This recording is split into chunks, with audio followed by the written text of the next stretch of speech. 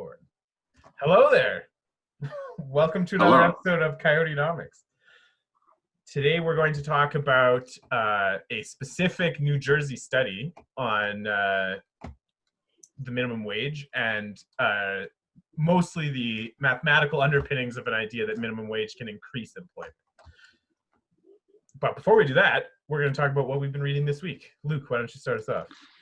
Well, I've been reading Viktor Frankl's Man's Search for Meaning, and it's a great book. It talks about a survivor of the Holocaust and his interpretation of how human beings need meaning for like living life, and how we can endure a great number of things without we endure great horrible things if we have meaning to hold on to. And one of the themes he talks about is that as long as you have a goal in mind that you're looking to, that is like a huge respite and a huge kind of salvation in that time. And I thought about it, and I realized that's one of the biggest upsides of the Russian gulags. I also read the Gulag Archipelago recently, and the Russian gulags, at least they had a 10-year prison sentence, and the fact that that was a thing made suicides were very low in the Russian gulags, and I think that's partially because they actually had a goal in mind to think about and that was, I think, the biggest upside of that system versus like the Holocaust, is that at least in the German system, well, most of them died. They were told that they wouldn't, and they gave them a goal to look towards, and that made surviving much more easy. And that's kind of what I was thinking about yesterday. That's really interesting. I've read it too. It's one of the best books ever written. Very cool.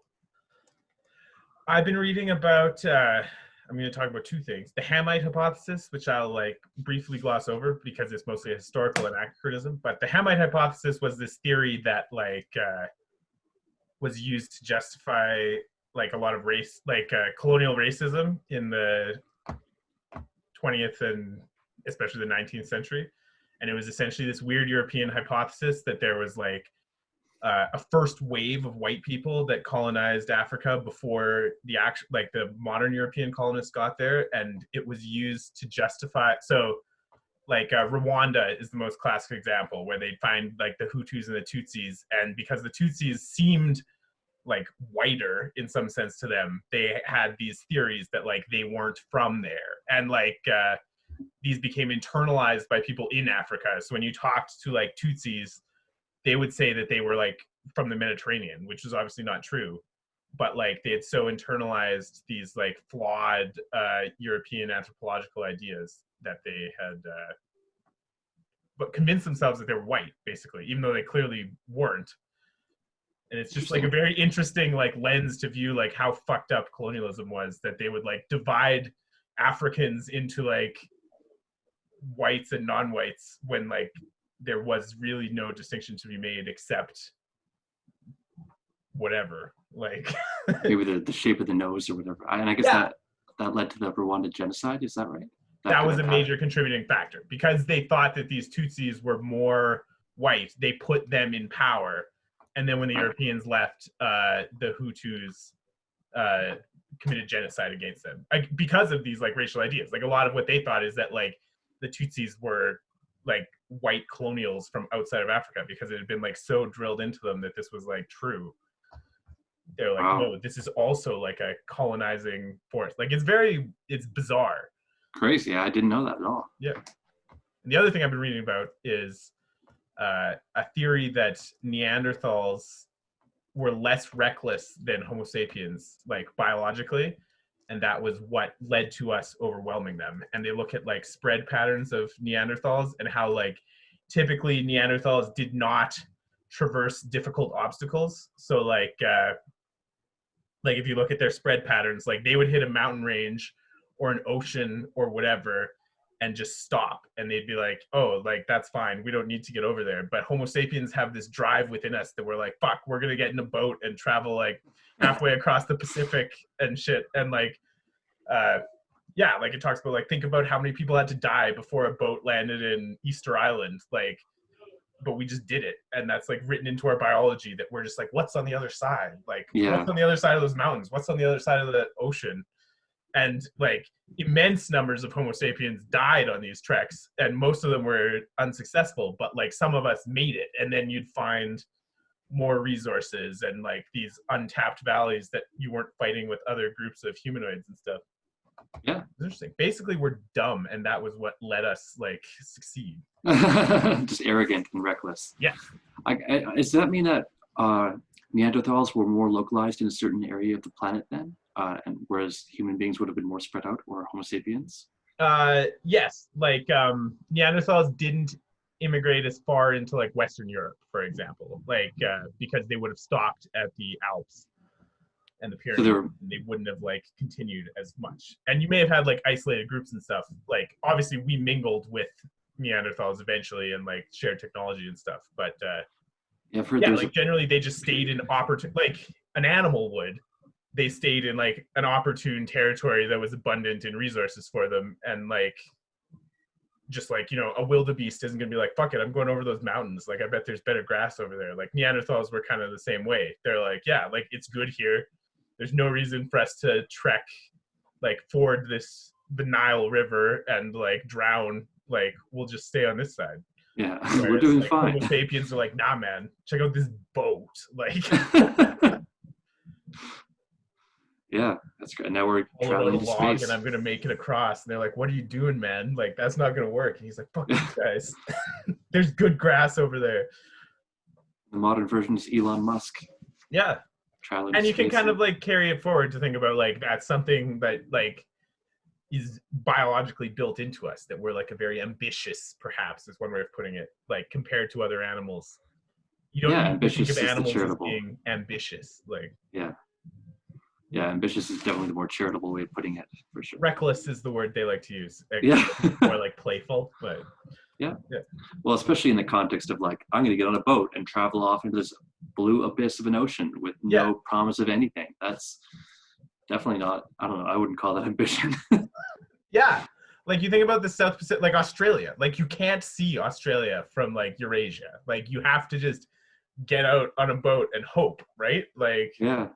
There's no reason to think there's anything there. Hawaii, like how did people get to Hawaii? Well, people just got on a boat and fucking left. Like we're going east. Like we'll see you guys later.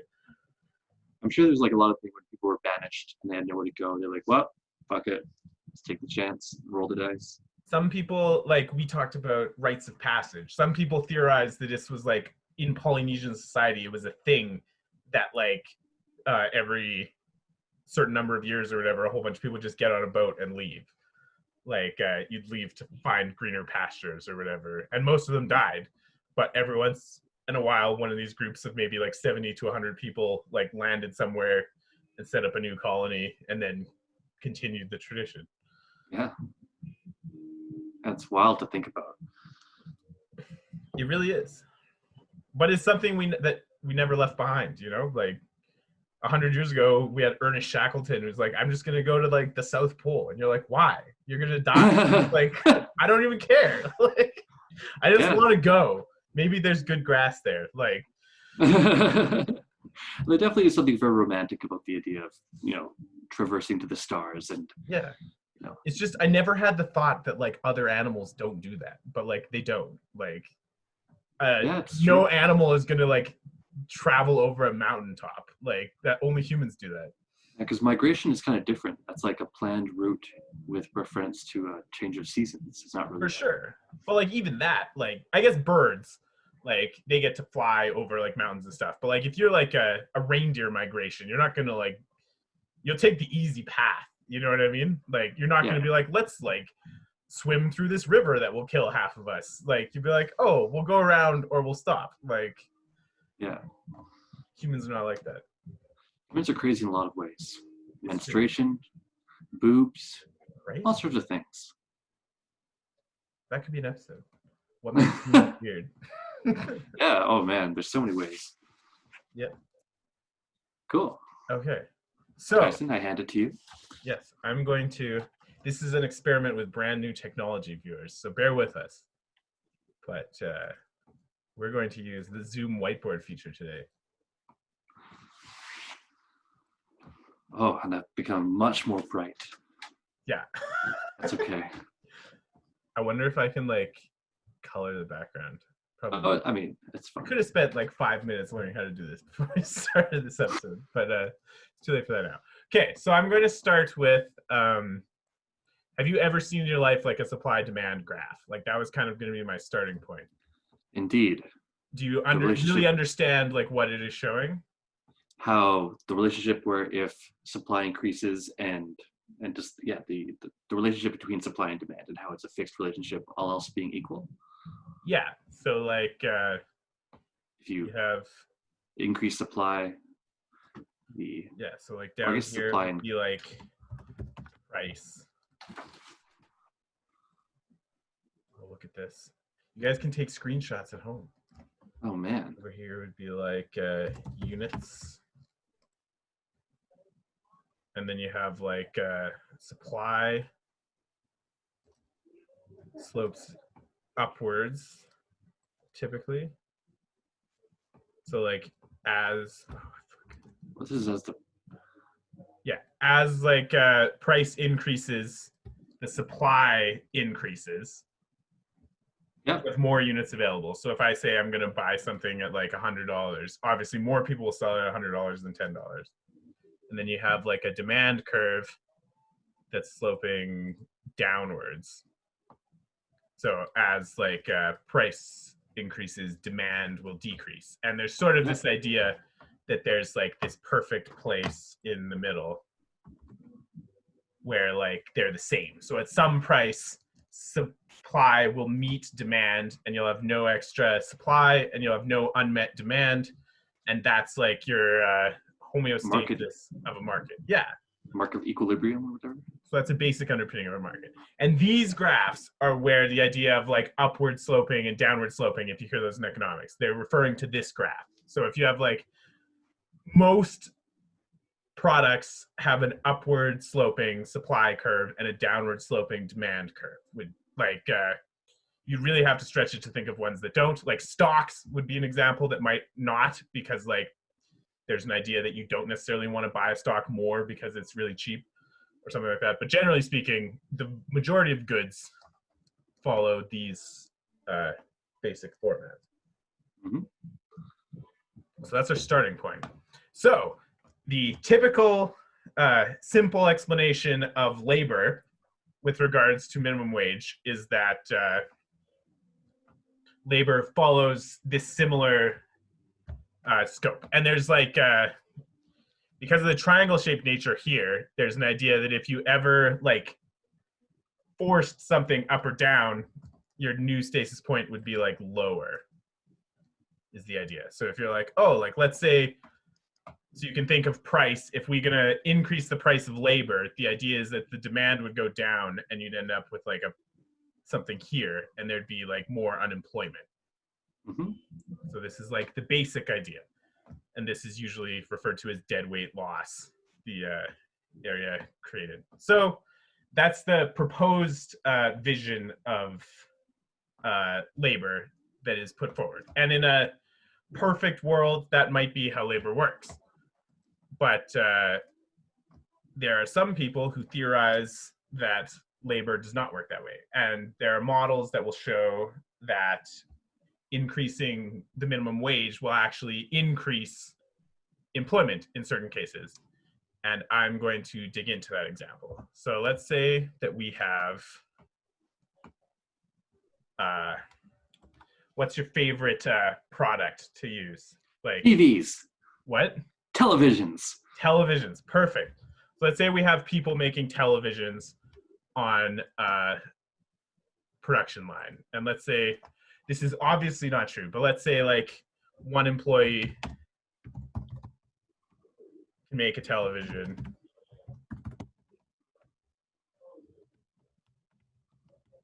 in 8 hours. And we'll say a television will sell for, what does a TV go for these days? Like $100. $100? Perfect. Nice round number. Okay. So a television will sell for $100. So let's say you're paying your employee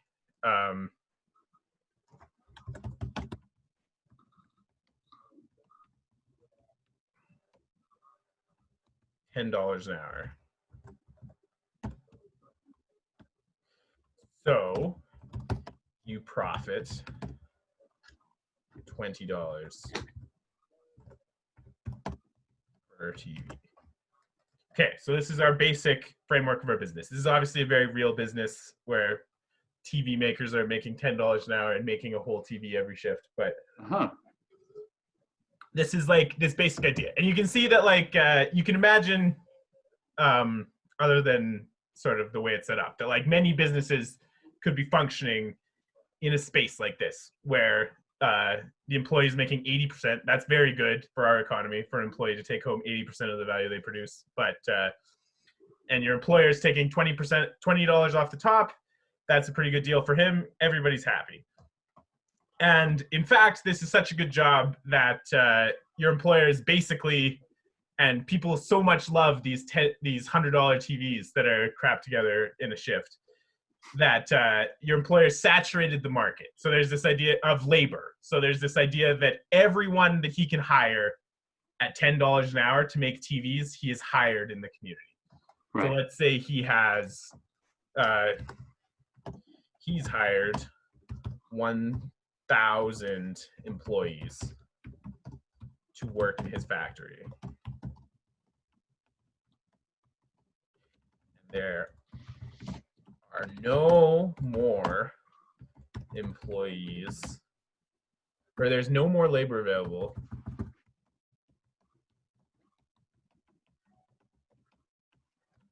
at $10 per hour.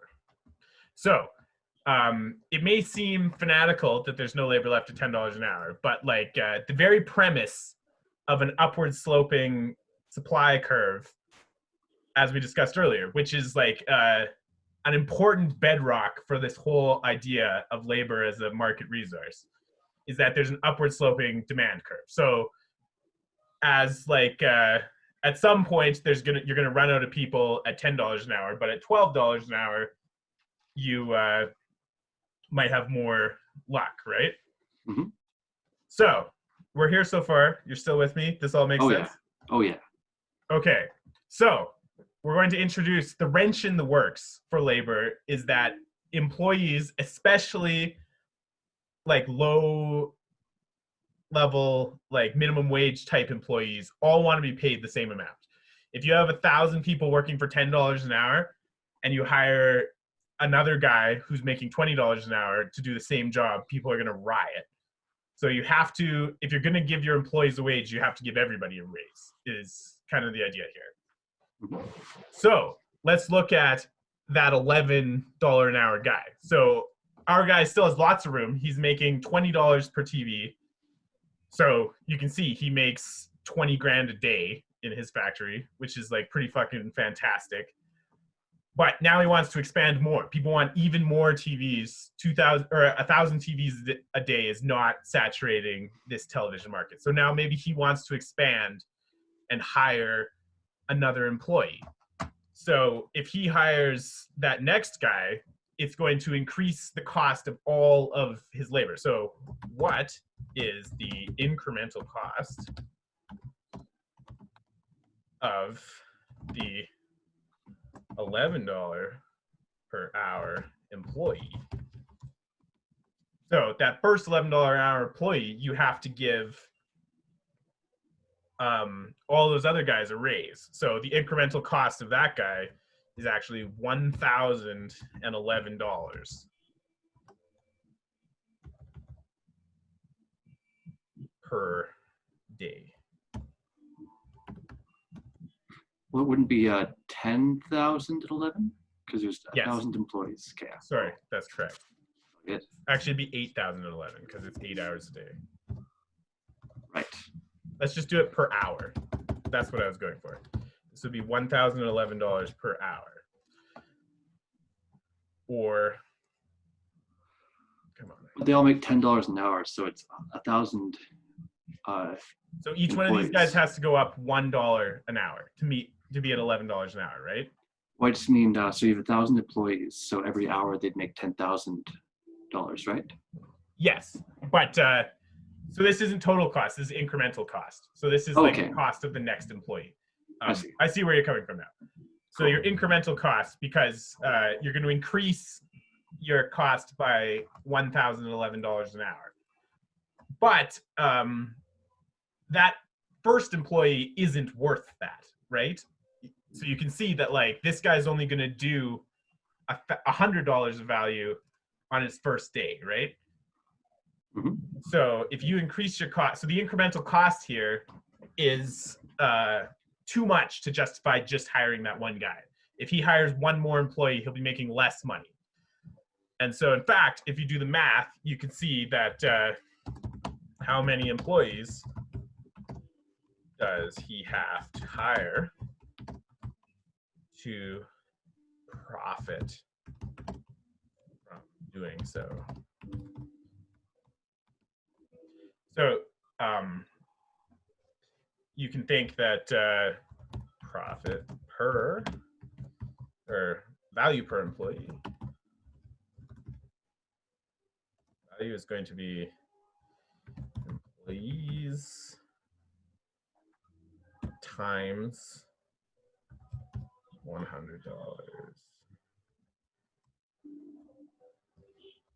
per day. So the value of those new employees is that each one of them makes one TV per day, which is $100, right? But then, sorry to interrupt.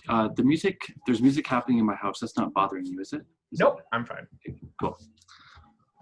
So the value per day is employees times 100, and then the cost per day is going to equal 8,000 plus 88 times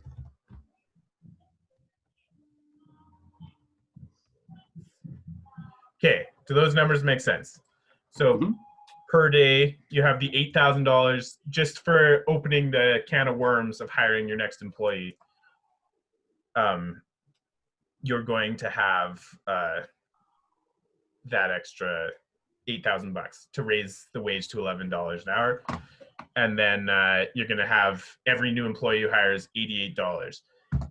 So you can kind of see here, we could go through the exercise of calculating it out, but you could sort of roughly estimate that you're going to have in the ballpark of 200 employees before it becomes like viable, right? So you have to do your company has to be able to grow by like a huge amount all at once for it to be worth it at all. And there's a huge disincentive for you like embarking along that path.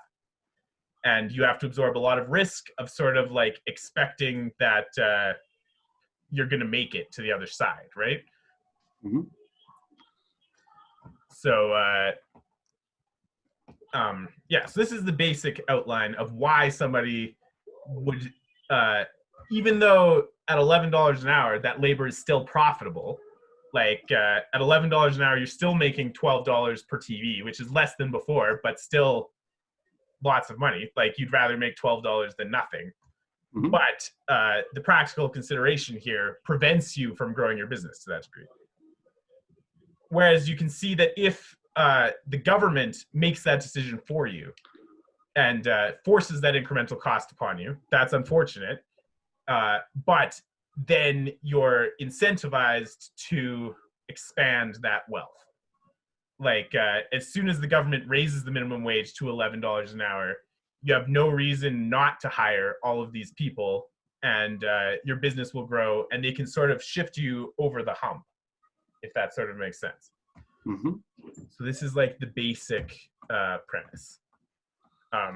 So I'm going to go ahead and calculate how many employees we'd need for our TV factory. But if you have any comments you'd like to do while I hash that out.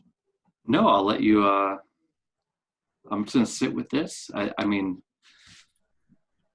yeah, So you can do like. Makes sense so far.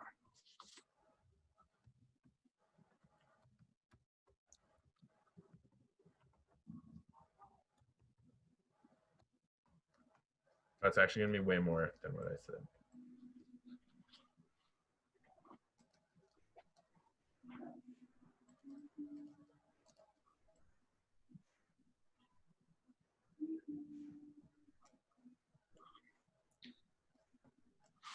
And I guess I'm not entirely sure if I quite, are we saying there's an economy of scale involved that will reduce the price of,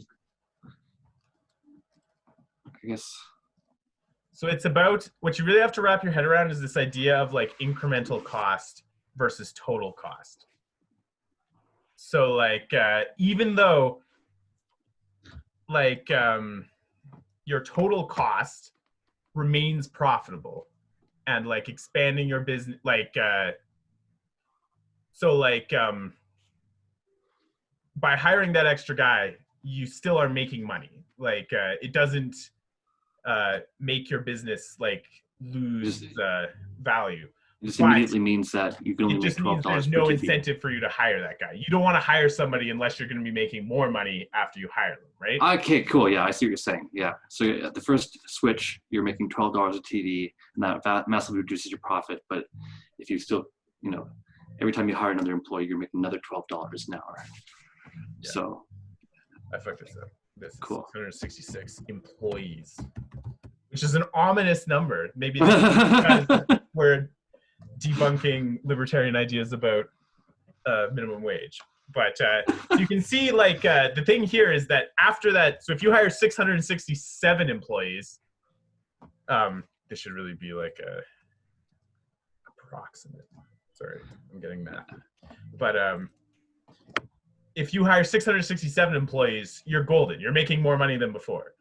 And in fact, if you hired another 1,000 employees, you'd be making lots of money, right? Because after those 666 people, everyone after that, you make another $12 a day per person, right? Like your new price point is $88 of labor for $100 TV, and you're making money. But most businesses can't like make the decision to hire 700 employees, like to grow their labor by that amount. And you can see like the perhaps surprising fact is that like this $1, this 10% increase in minimum wage, in the wage, is going to mean that you need to increase your labor force by 70% to make it viable, right? Which is probably for most, unless you're a huge company and are very ambitious, you're not going to almost double the size of your business. So instead you'll stop and you'll say, I'm not going to hire any more people. Right? So that's like, basically that's where we're trying to get to here, is that without the introduction of a minimum wage, your decision here as a rational business owner is probably going to be, I'll just stop as soon as people stop working at $10 an hour, right? Yeah. So now you have the idea of a minimum wage. You have the government introduces this shift. So the government says, I'm sorry, nobody's working for $10 an hour. Everybody's going to work for $11 an hour or $12 an hour. And so the government raises all your employees' wages, and your profits go down when they do that, which is hard, but you're still making money. And we assume that, you know, we didn't do anything about like management or overhead or anything here. But like in this simple example, we're assuming you get $20 of profit off a TV. And so like you're only making $12 of profit if the government raises the minimum wage to $11 an hour, but you're still profitable. It's not going to crash your business. But now that minimum wage is $11 an hour, you can hire these extra people with abandon, right? Like there's no reason for you not to hire that 1,001, like that first employee after your 1,000, right? And by increasing the minimum wage, you've, in theory, introduced new people into the market. Because it's an upward sloping supply curve, you have this idea that there was people before who are like, I'm not going to put together TVs for $10 an hour, but at $11 an hour, now it's a good deal. Yeah, I mean, okay, yeah. I feel like I have a good understanding of what the argument is now. Yeah, so you have a grasp on it. Cool. And I guess the a a few of the assumptions at play here are that, like for one, that the employer, that there's enough information flowing around between employees that they are aware of what other employees are being paid. So that's one. And I know there's that kind of, is that like in the true free market, people might just work at whatever wage, right? And they don't care that the guy's making $1 more than them. So that's one solution, is to just say you hire the next guy at $11 an hour, and the guy making $10 an hour doesn't care. Yeah, and I guess in this example, it's a very large company with 1,000 employees, but like a lot of companies are much smaller, and you wouldn't necessarily be comparing with an employee at the same company. The comparison might be even like with the different companies. So like you wouldn't even be aware of what other companies were charging, and there's a lot more. Yes. And I guess and it also assumes that the raise in the minimum wage would not completely price the lower end workers out of the market. In this case, it doesn't. But this, I can conceivably see how this is an example wherein the minimum wage would not be a detriment, and if anything would cause an increase in unemployment, because it would remove the disincentive for the initial employees being hired. In economics, we often use the term perverse incentive, and you can think in a weird way, the status quo of having nothing, no minimum wage, creates a perverse incentive for like managers to stop hiring at a certain point. You can think like this is a very practical consideration with any small business, where like you get to a point where you're like, this next step of growth is going to cost me a lot, and I'll just stop. Yeah, there's like a barrier to entry, and I don't want to traverse it just now. Yeah, no, I mean that makes sense, and I guess it is important to state that the majority of small businesses have like less than 10 employees. So like this is less suitable for, say, like a family-owned restaurant that employs maybe like a dozen people at most at minimum wage and things like that. But those are increasingly disappearing, and they're not the examples that are usually discussed. People talk about McDonald's, they talk about, Walmart, like these big multinational corporations that have hundreds of thousands of employees. That is why they resist a minimum wage shift, because it will cost them so much money, but it may actually increase employment. And if your goal is to increase employment, which isn't necessarily the goal, but it is often stated that the principal argument against minimum wage usually is that it will decrease employment. And this at least presents a balancing force against that direction, I guess. Yeah, and it's certainly in a certain context, it would increase employment. I do know that, at least according to Thomas Sowell, approximately 80% of Canadian professional economists believe that the minimum wage prices low-skilled workers out of the market. So the majority of economists still believe that this kind of thing wouldn't necessarily apply in general. But I do think that it's like a very interesting example in which, in a certain context, there's these perverse incentives and things work backwards to how you'd expect. Yes. And you could perhaps take as a takeaway, an easy takeaway from this would be that minimum wage increases affect different businesses differently. And it's not something that you can just blanket and say, like, it will kill small businesses, because some small businesses will benefit from it. It will make it easier for them to grow. Yeah, I guess. Although I don't think it's necessarily benefiting the small business, because from the small business owner's perspective, they could always choose to get over that hump themselves. If they just chose to, like, I'm going to choose to hire 666 more employees, they can do that. Wow. But it's just the minimum wage is it's better for employees perhaps, because it forces more to be hired at a better wage. But well, I think it can be a mutually beneficial situation. Like, it all depends. A lot of it depends on what you think the shape of the labor graph is. Like, you can think that if we had 1,000 employees available at $10 an hour, there's some number of employees at $11 an hour where the small business owner will make more money. right? Like even though he's lost $8 in it per television, like there's a number of televisions where that stops being significant, right?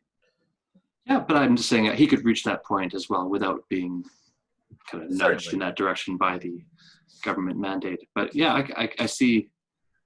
Yeah, okay, okay, cool. I'm glad I have a better Grappling understanding with of it a little bit better.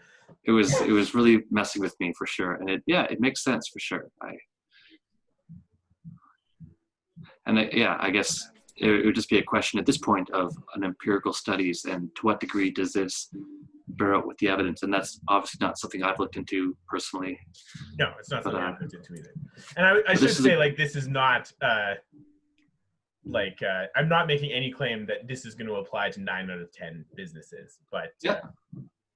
There's an idea that it will apply to some, and perhaps those should be more of a focus than they are. Yeah, and I think it's a good example of what you're describing, these counterintuitive relationships and these perverse incentives that are not necessarily the focus of these broad principle-based arguments in economics, because a lot of broad strokes are made with these statements. And yeah, that's true. I would say that I don't necessarily think that the opposition to minimum wage is a libertarian argument per se. I think it's just generally a conservative or economic conservative thing, because I know lots of people who hate libertarianism that are. Yeah, I think libertarians usually make a very different argument against minimum wage, which is just that it's a more ideological, it's interference. Whereas to your point, it will decrease employment is usually more of a conservative attitude. Thomas Sowell, good example. He's not a libertarian at all. Yeah. But yeah, okay, cool. Is there anywhere else you wanted to bring this topic or conversation? I guess we could have a more general discussion of minimum wage and maybe some things to do with it. I'm realizing we only burned half an hour, but yeah, I mean, we could always do a shorter video or do 2 videos or something as well. Yeah. But well, yeah, I think I've said. I hope that are there any aspects of this, I guess, that you'd like me to go into in more depth? Are there pieces of it that seem sketchy or unjustified? Or we sort of just generated a random one. I purposely had you pick numbers because I was pretty sure it would work no matter what we picked. But yeah, totally. Yeah. No, I think this is a good explanation. I struggled with a little bit of it, and I ironed it out in my mind, and I feel good about it now. Yeah. I hope I'm because I love economics, I'm not very good with math and just some abstract mathematical thinking. So I hope I can be a test subject, or a way in for which many other people like myself can try to comprehend this subject. And I hope I have been appropriately ignorant at the start, and so I can just I can be the vehicle for people to understand this. Yeah, I think it makes sense. Yeah, I think if it makes sense to me, then you're good. Exactly. I'd like to just put it out there more as something for people to think about. The nice thing about laying out the math is that people can't be that's just bullshit, because obviously it works. You can say this won't apply to the majority of businesses, but it obviously applies to our television company. And if all you'd have to do to make this more realistic would be change televisions. Maybe people are making, 20 people are making a television that costs $2,000. That's a lot more realistic than hammering it together himself. But still, the underlying realities would be the same. Yeah, usually in economics, you just say widgets. People are making. Yeah, exactly. Yeah. Sorry, go ahead. There's just one other thing that I was going to mention. It's interesting that they talk about how a lot of economic theory in the 1800s was a lot more almost poetic and just very vaguely philosophical. And then when they introduced math to it, they discovered a lot more things that blew their minds and were counterintuitive, that they really hammered out certain details and proved things for the first time in economics through mathematical models. And that was apparently a big revolutionary point in economics. And lots of people will come back to economics without math because it's more easily dispensed to the layman. But that's something that Thomas Sowell talks about specifically. I know I talk a lot about Thomas Sowell, but I've read him a lot recently. But he talks a lot about how, while he doesn't focus on math and graphs in some of his books, they are the purest expression of these concepts and principles, and such a great way to approach them if you can. Yeah. So it's cool to do that. I think there's kind of like an authority of numbers. Yeah. Like that's just the thing that happened in the Enlightenment in general. Like Galileo writes about how like people didn't use math in science before like Galileo came along. Like that was one of his big contributions, was like, what if we use numbers to describe what is happening in the physical world?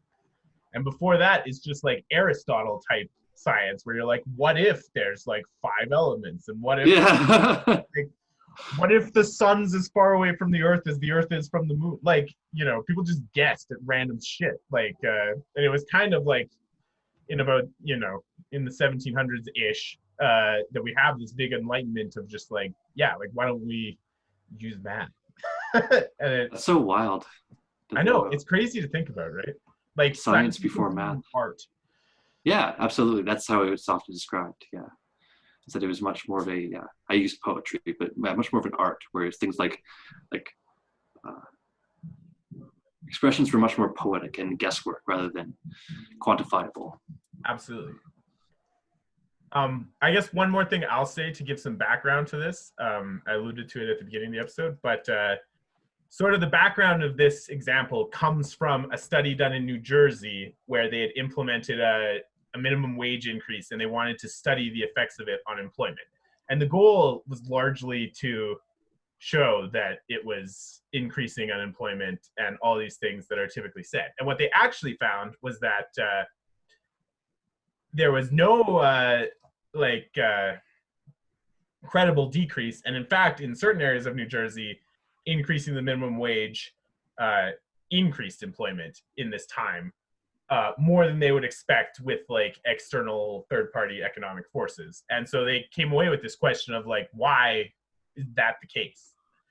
And they were looking for examples, so that the obvious answer is just the study didn't happen properly, but they wanted examples. They were pretty confident in their data, and this is one of the ones they cooked up. And so, yeah. Cool. And do you know if it was any particular industries they were following, or was it just? I believe they were focused on food retail. Okay. But I'll post the actual study in the comments. Cool. I will admit I probably should have read it before we did this, but I've read it so many times I didn't bother to chalk up this time. But that's okay. And I was actually just reminded of one other argument that kind of relates to minimum wage arguments. And I have no idea if it applies to this argument, so I'll just say in general. Lay it on. I've heard that one way in which minimum wage arguments tend to be a little bit flawed is that, or the studies are a little bit flawed, is that they will tend to look at which businesses survived after a minimum wage hike, and they'll basically discuss they'll be the survivorship bias. Yeah, and so it's basically looking at if you only study the people who survived, then you're never going to, and you don't see the people who went under, then it's not necessarily it's like if you can look at all the people who survived, all the people who played Russian roulette, and conclude that Russian roulette is completely safe because all the people who shot themselves would have not been in the study. But I have no idea if it applies to this, but that's just a general. Oh, I think that's a fair argument. Apparently a consistent issue with a lot of the studies around minimum wage. But I would agree with that. I would say the deepest issue with studying minimum wage is just that it's very easy to cherry pick. There's such a wealth of data on employment that there's enough to justify any results you want to find. And a lot of minimum wage studies on both sides, both pro and anti-minimum wage, tend to canvass the country to find the specific districts that seem to indicate the trend they want to show, and then they do a study on those ones. And that's why it seems like there's such a, like if I'm going to like really get into the nitty gritty of like looking at the base numbers and trying to figure it, like there's just so much work that would be involved. It's pretty mind blowing, the amount of just data that there is out there. Absolutely. and I tend to appeal to authority in many areas such as this too. Wow, and that's fair. And I recognize completely that leaves me vulnerable to being, manipulated in all sorts of ways. But yeah, I can't imagine. There's just so much that goes into being a serious economist. And like, I'll say out of the gate, like maybe this seems like to our viewers like a complicated example, but like there's we could go into much more complicated ideas of minimum wage than this, and to really dig into like a data set and try to mine it for information would be beyond me for sure. But like I think you can equip yourself with tools like this, and like on both sides, like we talked at the start about like the supply demand graph and like why it is that minimum wage affects employment and stuff like that in a slightly more mathematical sense than just like things make each other go up and down. Like just the fact that there's yourself for the tools to really dig into it. Yeah, I do think the fact that human beings seem to inherently value equality, and so they want the same for them as for others, is just will make the prices more elastic than other goods. And I think that's a definite, kind of do you think additional. Interesting, like if you were a lawyer at a law firm, it wouldn't bother you that other lawyers were making more money than you, because like that's just natural. But in retail, it bothers people a lot, right? Like I think, or just like generally at the lower echelons of the economy, if you're like, why am I like I'm bagging the same groceries as that asshole? Why is he making $2 an hour more than I do? Like it upsets people a lot more. And I saw that like when I was a shop steward at Safeway, like 100% people's biggest gripe is like, why are these like people making more money than me? Like, it's absolutely an interesting study in human psychology, I think. I think especially when there's the expectation that the employees are performing the same function in much the same way. Like it's different, I think, if there's much more variety in the expectations put on employees, but if they're all essentially the exact same person, it's like they come to work, they bag groceries, they work a till, then I think there's a much more natural expectation that should be compensated in the same way. And if it's not, then there's some sort of bias or something going on that should be like this idea that there's no such thing as like the world's best burger flipper, like every guy who's doing that is really just having a warm body to man the grill. But I know at my company there definitely has been a lot of drama with people who have been able to negotiate themselves higher wages, and then that creates a ripple through the company and there's like, it's a very small company, like 8 to 12 people over the years. It's been always about that. There's always been kind of a consistent gripe where like if one person gets that 50-cent raise, then people who don't have that are just kind of they feel really hard done by. They're like, what the hell, man? I'm making the same TVs as this guy. I'm showing up every day and making a TV every 8 hours just like anybody else. I make 1/8 of a TV an hour, the same as this guy. Cool. So are you one of the winners or one of the losers in that deal? I was definitely, even in the negotiations that were happening. I'm definitely not as good at negotiating. I definitely have a bad habit of being like, oh well, I'll be paid, I'll be compensated appropriately when the time is right, and I trust my employer. And like I'm definitely that kind of a worker where I'm like, I don't tend to ask for raises unless I really feel like when I passed my first year in my trade school, then there's a general expectation of the or the wage, and then I can ask for that. But otherwise I feel very uncomfortable asking for a raise for sure. I'm not very good at that. And there's like, because there are lots of people who just threaten to quit and they get an extra $1. And then I'm like, oh, could I have a raise? Like, no. Like, damn it. And there's like, especially one person who threatened to quit several times and got like several raises. And it was interesting how the psychological effect that had on the company was. That was actually like the story of how I started my own business, is that I wanted a raise and they didn't want to give it to me. So I said, fuck you. Yeah. I mean, hell yeah. That's a capitalist, that's a good happy ending. A capitalist happy ending right there. Yeah, man. Wow. It's not a happy ending yet. I hope it is. There you go. Fingers crossed. Progress as we speak. Yeah. Cool. Well, do you have any final thought. I guess I should end with, I don't know. I think this is a great summation of a counterintuitive relationship in the world of economics and how incentives are subtle because of human psychology. Yes.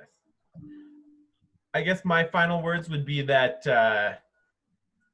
things are not always as simple as they seem, and that if you dig deeper, you'll like.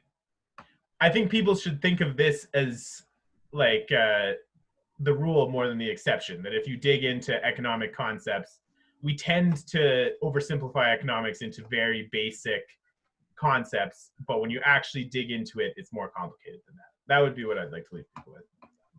Yeah, I think that's yeah. And I know Malcolm Gladwell has written a lot about these kind of relationships where. Is he Freakonomics? Is Malcolm Gladwell, isn't it? I'm not sure actually, but I know he did like The Tipping Point and Outliers.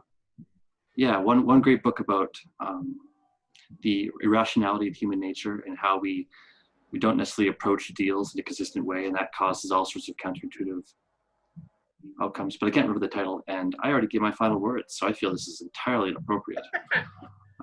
Okay, we'll catch you coyotes next time. Peace.